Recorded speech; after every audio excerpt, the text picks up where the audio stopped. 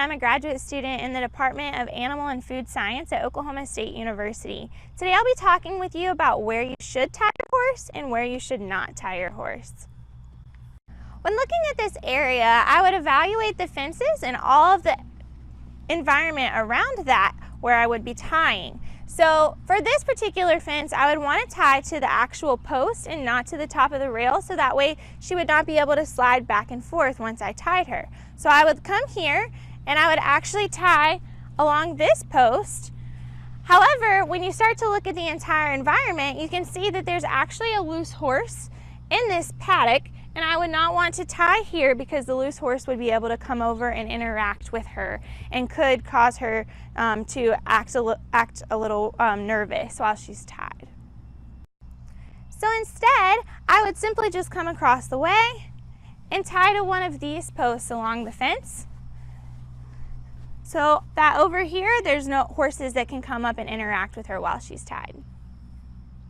Another area that someone might consider tying their horse is to a gate. However, this is not a good idea because if your horse is tied to this is not very stable in nature, and if they were to pull back, that gate could actually follow them. So another thing that you might think about is tying to this strong, stable post. However, in this particular situation, this would be a safety hazard for this horse. If the horse is tied here and they put their head up over this gate, they could actually hit this underneath their jaw and it could poke into them. So we would not want to tie there for safety concerns. Bleachers may be present. However, this is not a very good option to tie your horse to, as they are movable, and if your horse were to pull back, they would follow them. If plastic fences are found around the facilities, this would not also be a situation in which I would not want to tie my horse to this particular item. As you can see, this fence is, if my horse were tied and were to pull back, this could break.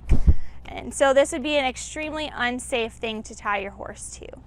So horse trailers are another thing that you might want to tie your horse to. This is an okay option if in fact the trailer is hooked up to a truck. However, if it is not, that is not a viable option for tying due to safety concerns. So if you can see, this trailer is not hooked up to a truck, and if I were to tie her and she were to pull back, this entire trailer can start shaking, and it's not stable enough if she were to pull back on it. You can also tie to trees that are found at your facility or when you're out on the trail. However, I want to consider is that your horse can chew on the tree and damage it. Also, when you tie with just your lead rope around the tree, if the horse goes back and forth, this can create rings around the tree and cause damage to it. There are products that are available to help prevent this, and so if you plan on tying to trees on the trail regularly, you should consider purchasing those. While this might make a very picturesque photo, you should check with your facilities before you tie your horses to any sort of signs around the area. When you're inside your barn, you may be tempted to tie to your stall. However, stall doors are not a safe place to tie your horse. Stable. Again, like with many of the other things that we've showed you, when you touch the stall door, you can tell that it is not very stable in nature, and therefore would not be a good option for your horse.